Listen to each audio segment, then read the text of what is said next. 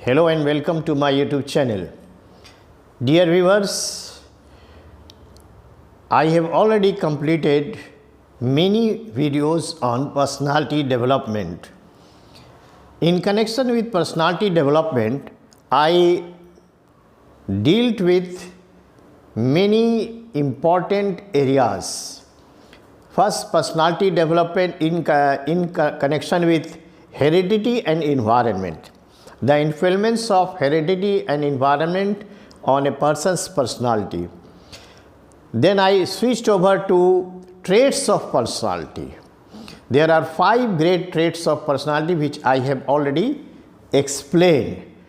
And after that, I started some motivational videos. Along with that, negative and positive characteristics. And I explained a lot in various videos about negative and positive characteristics.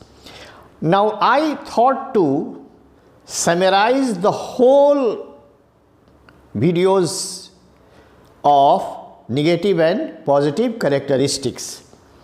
So I have already explained more or less 24, 25, 26 different negative and positive characteristics.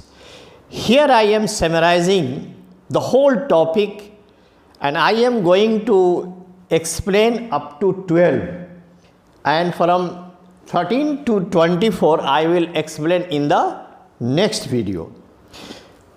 जहाँ तक यहाँ negative characteristics versus positive characteristics, आप देखें यहाँ पर सारे negative characteristics हैं, यहाँ पॉजिटिव कैरेक्टरिस्टिक्स है। ये जंग एक तरफ शैतानी ताकतें हैं, दूसरी तरफ इंसानी और रहमानी ताकतें हैं। ये पूरी शैतानी खसलत है और ये पूरी इंसानियत और इंसानी आदतें हैं। ये जंग जब से इंसान दुनिया में आया तब से चल रही है, निगेटिव वर्सेस पॉजिटिव, और क़यामत तक चलती रहेगी। हमारे जैसे लोग हर प्लेटफॉर्म से इसका काउंटर करते हैं और करते रहेंगे।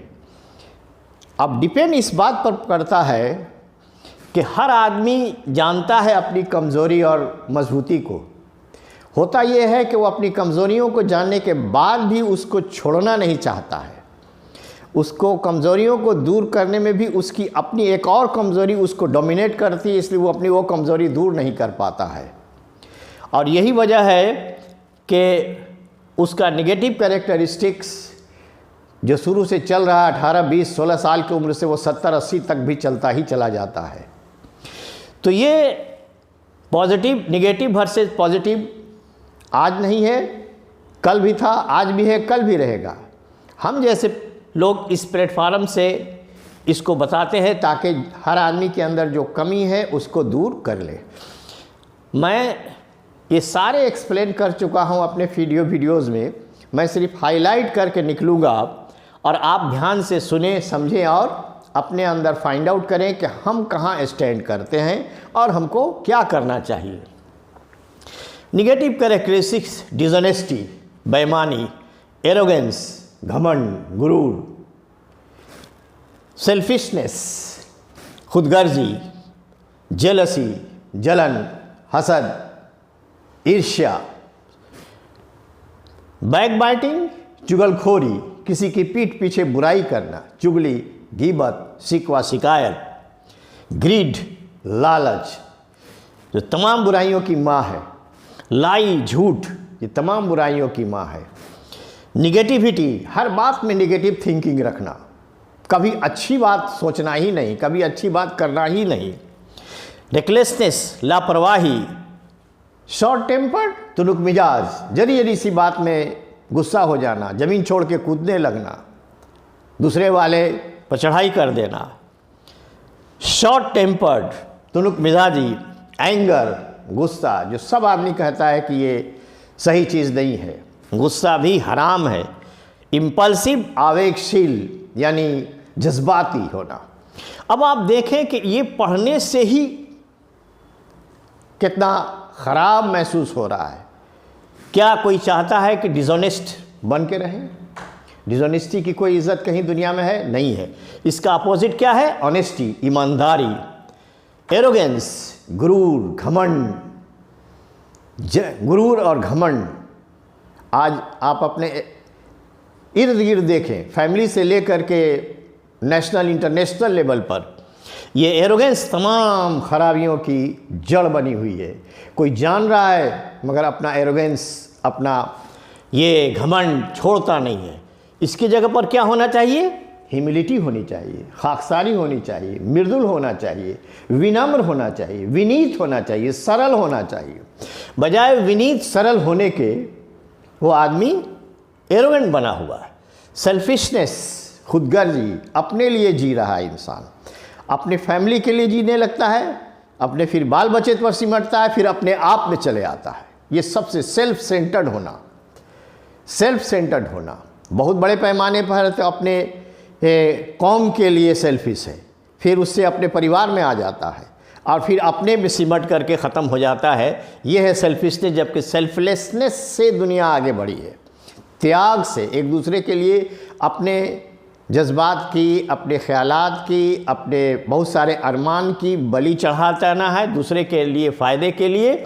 आल्ट्रुइस्ट बनना है, आल्ट्रुइस्ट, दूसरे के परोपकार में काम आना, दूसरे की भलाई में काम आना। ठीक इसका उल्टा सेल्फलेसनेस। सेल्फलेस जब होंगे तो आल्ट्रुइस्ट हो जाएंगे आप, दूसरे की भलाई में रहेंगे। ये जेलसी तमाम फसाद की जड़ है। आदम अलैहिस्सलाम को सजदा नहीं किया सिर्फ जेलसी में कि हम 7 लाख बरस इबादत किए और हमको कुछ नहीं हुआ, और इसने कुछ इबादत नहीं किया, इसको मस्जिद मलाइक बना दिया गया। ये जेलसी वहाँ से लेकर के चली। जलन, हसद, कपट, ये बहुत ईर्ष्या, ये बहुत ख़तरनाक बीमारी है। ये तमाम चीज़ों को जन्म देती है। अगर जेलसी आप में है, इसका मतलब आप में कंपैशन नहीं है, रहम नहीं है, किसी के लिए सहिष्णुता नहीं है, दया नहीं है, प्यार नहीं है, मोहब्बत नहीं है। यही जेलसी हेट को जन्म देती है, हेटरेट को जन्म देती है। हेट एंड लव में लड़ाई चल रही पूरी दुनिया में, नेशनल और इंटरनेशनल लेवल में। हेटरेड और कंपैशन, लव एंड हेटरेड में जंग चल रही है। बैकबाइटिंग बहुत बड़ा है, किसी की पीठ पीछे बुराई करना, बुराई करने के बजाय तारीफ़ करना। अलगीबत व अशद्दु मिन ज़िना, ज़िना से बढ़ करके गुनाह है गीबत करना, किसी की पीठ पीछे बुराई करना। बैकबाइटिंग, चुगलखोर जन्नत में नहीं जाएगा। ये तमाम चीज़ें हैं। जेलसी के बारे में है कि हसद ऐसे नेकियों को भस्म कर देती जैसे आग लकड़ी को। ये सारी चीज़ होने के बावजूद भी इसको छोड़ना पसंद नहीं करता है आदमी, ऐसी प्रवृत्ति है। आप किसी की तारीफ़ नहीं कर सकते हैं तो ये भी मत कीजिए। लालच, 10 है तो 100 चाहिए, 100 है तो 1000 चाहिए, और उस पर रुकने का नाम नहीं है। आप बढ़ते चले जा रहे हैं। आपके ग्रीड अगर आए तो जनरसिटी नहीं होगी। आप किसी के भलाई का काम नहीं सोच सकते हैं। जनरसिटी, सखावत, फजूल खर्ची और सखावत में बहुत बड़ा फ़र्क है, जो मैंने अपने वीडियो में बताया है। जहाँ ज़रूरत नहीं है वहाँ भी खर्च करना, ये स्क्वेंडरमेनिया हुआ। और जनरसिटी का मतलब दिल खोल के किसी की मदद करना, दानवीर होना। लाई, झूठ, तमाम फसाद की, जो आदमी तय कर लिया है कि हम झूठ बोलेंगे हर चीज़ में, वो कुछ भी कर सकता है। झूठ तमाम बुराइयों की माँ है।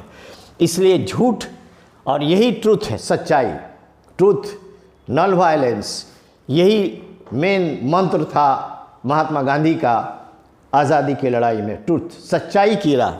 सच्चाई को झेलना तो बहुत पड़ता है, लेकिन जीत सच्चाई ही की होती है। झूठ बहुत दिन तक नहीं टिकता है। फेक न्यूज़ फैलाने वाले आज बहुत ज़्यादा हैं। वीडियो में फेक न्यूज़, फेसबुक में ये बहुत ज़्यादा हो रहा है। फेक न्यूज़, किसका सर, किसका बॉडी, किसका कुछ बना करके आदमी फेंक दे रहा है। ये बहुत ख़तरनाक बात हो रही है आज के दौर में। निगेटिविटी एंड पॉजिटिविटी में जंग चल रही है। हर बात में निगेटिव सोचना बहुत ख़राब बात है। निगेटिविटी या पॉजिटिविटी, पॉजिटिव थिंकिंग होनी चाहिए। आदमी को पॉजिटिव आउटलुक ऑफ लाइफ रखना चाहिए। मैंने इन तमामों पर काफ़ी डिटेल में अपनी वीडियोज़ में बात किया। मैं समराइज़ करके आगे बढ़ रहा हूँ। तो निगेटिविटी को अपने दिलो दिमाग से निकालें। Every dark cloud has a silver lining, every dark cloud has a silver lining. Shelley के बारे में लोग कहते हैं कि he is a pessimistic poet, ऐसा नहीं है। ये शेली के बारे में कहा जाता है कि Shelley is a beautiful angel beating in void his luminous wings in vain. ये पेसिमिस्टिक पोएट है शेली। लेकिन अब ode to the west wind, लंबी पोएम है उसकी, ode to the west wind. Last में उसने कहा है if winter comes can spring be far behind. ये एक लाइन ने उसने काफ़ी ऑप्टिमिस्टिक आउटलुक को बदल दिया और ये साबित कर दिया कि Shelley was not a completely pessimistic poet, he was an optimistic poet, he had the optimistic outlook of life. Every dark cloud has a silver lining. इसलिए निगेटिविटी को भी छोड़ना है, पॉजिटिव थिंकिंग रखनी है। रेकलेसनेस, लापरवाही, आज करना है तो आज करे सो, काल करे सो आज कर, और आज करे सो अब, पल में प्रलय होगी, बहुरी करोगे कब। यही तो है एक रेकलेसनेस। प्रोक्रेस्टिनेशन, लाग इधर उधर टाल मटोल करना। जबकि जो आदमी केयरफुल है, रिजल्ट देना है, कहीं आप ऑफिस में काम है, आपको बॉस ने कुछ प्रोजेक्ट दिया है, आप आए घर में कंप्यूटर निकाले और आधे घंटे में करके किनारे होकर के आराम से सो रहे हैं।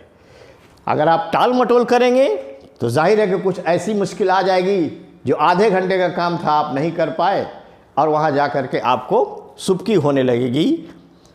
शॉर्ट टेम्पर्ड, ये बहुत ख़राब चीज़ है। तुरुक मिजाजी, किसी की बात नहीं सुनना, समझना नहीं, समझदारी से कोई बात नहीं करना, बात बात में आपको बात बहुत लगती है। कुछ लोगों को बात बहुत लगती है,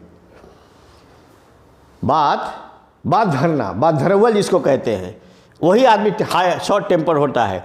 जबकि जो लोग रिलैक्स्ड मूड में रहते हैं, काम एंड क्वाइट रहते हैं, कूल माइंडेड रहते हैं, आप खेल के मैदान में आप देखें, बॉक्सिंग का रिंग हो या कराटे का हो या मार्शल आर्ट हो, चाहे जो भी हो, इवन क्रिकेट हो, फुटबॉल हो, जो रिलैक्स्ड मूड में खेलते हैं वही जीतते हैं।